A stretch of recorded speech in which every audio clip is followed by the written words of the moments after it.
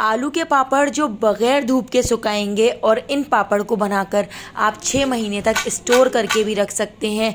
बहुत ही मज़ेदार और बहुत ही क्रिस्पी पापड़ बनकर तैयार होते हैं। 2 आलू से ढेर सारे पापड़ बनाकर तैयार करेंगे, तो चलिए इसकी रेसिपी को देख लेते हैं। 2 आलू से बहुत सारे पापड़ बनाकर तैयार करेंगे, तो मैंने यहाँ पर 2 उबले हुए आलू ले लिए हैं। इन आलूओं को मैं ग्रेटर की मदद से ग्रेट कर लेती हूँ, क्योंकि हमने इसको बहुत अच्छी तरह से मैश करना है।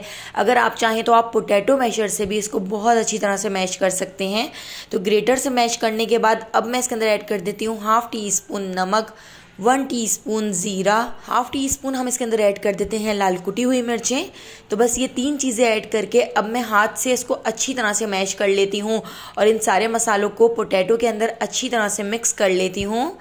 तो इस तरह से हाथ से दबा दबा के मैश करेंगे, ताकि आलू के अंदर जितने भी मोटे मोटे से टुकड़े होंगे तो वो भी मैश हो जाएंगे और वो भी ख़त्म हो जाएंगे। तो इस तरह से हमने इसको 1 से 2 मिनट मैश कर लिया है। तो ये आलू के पापड़ बनाना बहुत ही आसान है, बहुत ही इजी तरीके से ये बहुत ही क्रिस्पी पापड़ बनकर तैयार हो जाते हैं। अब हाथ के ऊपर मैंने हल्का सा ऑयल लगा लिया है। ऑयल लगाने के बाद हम आलू की इस तरह से बॉल्स बना लेते हैं।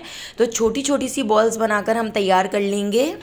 क्योंकि मैं बहुत ज़्यादा बड़े साइज़ के पापड़ नहीं बना रही हूँ, मैं छोटे छोटे से पापड़ बनाकर तैयार कर रही हूँ।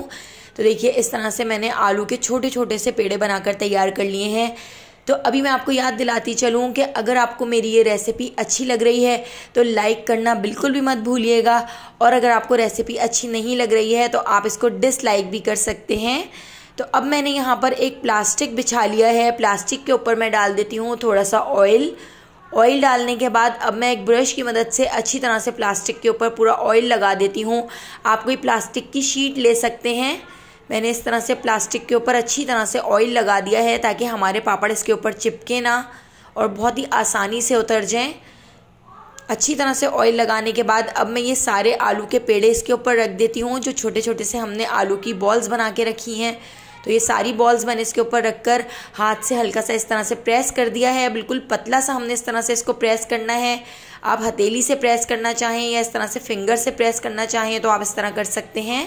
तो सारी बॉल्स को बिल्कुल इसी तरह से मैं बिल्कुल पतला पतला सा प्रेस कर लेती हूँ। इन आलू के पापड़ को बनाना एक तो बहुत आसान है, क्योंकि हमने इसको कोई धूप वूप में नहीं रखा है। मैंने इसको पंखे के नीचे सिर्फ 2 दिन के लिए रखा था और 2 दिन में ही ये बहुत अच्छी तरह से सूख गए थे, क्योंकि हमने इसको बिल्कुल दबा दबा के इस तरह से पतला सा कर लिया है। तो बिल्कुल पतले से पापड़ हमने बनाकर तैयार किए हैं और 2 दिन के लिए मैंने इनको पंखे के नीचे रख दिया था। तो 1 दिन बाद मैं आपको चेक कराती हूँ। आप यहाँ पर देख सकते हैं 1 दिन बाद हमारे जो पापड़ हैं वो हल्के हल्के से सूख चुके हैं। मैं आपको यहाँ पर उठा के दिखाती हूँ। इस तरह से देखिए कितने ज़्यादा सूख चुके हैं। 8 से 9 घंटे में ही हमारे पापड़ यहाँ पर इतने ज़्यादा सूख चुके हैं। तो मैं इनको एक साइड से पलट कर दूसरी साइड पर रख देती हूँ और देखिए काफ़ी हद तक हमारे पापड़ सूख चुके हैं। तो मैंने इनको प्लास्टिक से हटा के एक ट्रे के अंदर रख लिया है। तो साइडें आप इसकी चेक कर सकते हैं कितनी ज़्यादा सूख चुकी हैं। तो एक रात के लिए इस तरह हमारे पापड़ सूख चुके थे, और फिर जब दूसरी रात के लिए मैंने इसको छोड़ दिया था पंखे के नीचे, दूसरे दिन जब हमने इसको एक रात के लिए छोड़ दिया था तो ये बहुत ज़्यादा क्रिस्पी हो गए थे, बहुत ही कड़क हो गए थे। तो मैं यहाँ पर आपको चेक कराती हूँ। ये देखिए आप कितने ज़्यादा क्रिस्पी हमारे पापड़ बनकर तैयार हुए हैं। तो 2 से ढाई दिन के अंदर अंदर हमारे पापड़ इस तरह से सूख गए थे। आप इन पापड़ को बनाकर 6 महीने तक स्टोर करके रख सकते हैं, ये बिल्कुल भी ख़राब नहीं होंगे। तो चलिए अब इन पापड़ को हम फ्राई कर लेते हैं। फ्राई करने के बाद ये थोड़े से बड़े साइज़ के हो जाएंगे।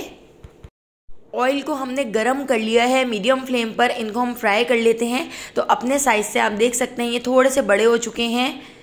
तो यहाँ पर देखिए कितने ज़्यादा क्रिस्पी और कितने मज़ेदार हमारे पापड़ बनकर तैयार हो चुके हैं। रेसिपी पसंद आई हो तो लाइक, शेयर और सब्सक्राइब कर दीजिएगा। आने वाली वीडियो तक मुझे दीजिए इजाज़त। अल्लाह हाफ़िज़।